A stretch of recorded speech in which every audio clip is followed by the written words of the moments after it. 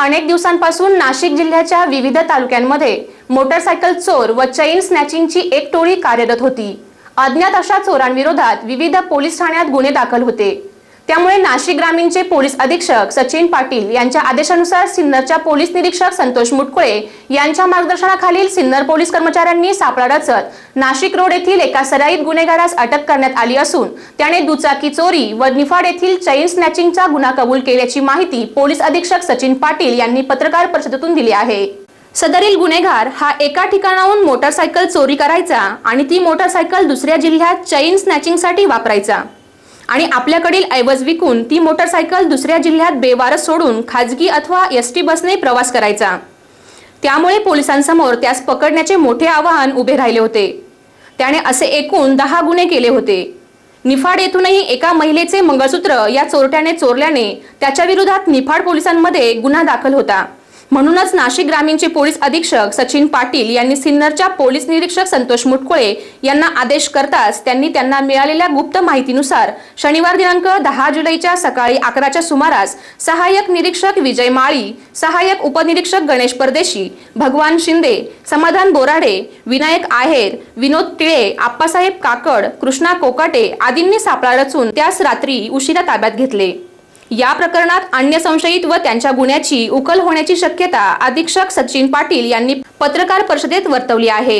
या प्रसंगी या पत्रकार परिषदेत डेप्युटी सोमनाथ तांबे, पोलीस निरीक्षक संतोष मुटकुळे सह सिन्नर पोलीस कर्मचारी उपस्थित होते। एससीएन न्यूज साठी अक्षय गायकवाड। नाशिक जिल्ह्यातील सिन्नर पोलीस स्टेशन येथे आपण एक मोटरसायकल चोरीचा गुन्हा दाखल केला होता। त्याच्या संदर्भाने आपण एक आरोपीला गुप्त बातमीदाराकडून मिळालेल्या माहितीच्या आधारावर अटक केली। त्याच्याकडून प्राप्त माहितीनुसार ही एक जी 2-3 लोकांची टोळी आहे ती अशा स्वरूपाने मोटरसायकल चोरी करते।